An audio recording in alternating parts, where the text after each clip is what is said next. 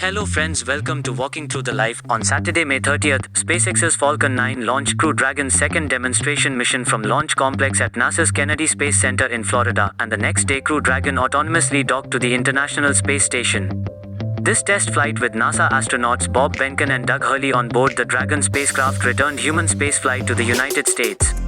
After a 63-day stay at the space station, Crew Dragon with the two NASA astronauts aboard the spacecraft autonomously undocked and departed from the orbiting laboratory at 7:35 p.m. Eastern Daylight Saving Time on Saturday, August 1st. Dragon splashed down in the Gulf of Mexico off the coast of Pensacola, Florida at 2:48 p.m. Eastern Daylight Saving Time on Sunday, August 2nd. Two American astronauts have splashed down as the first commercial crewed mission to the International Space Station returned to Earth. A recovery vessel moved in to pick up the vehicle and extricate the men.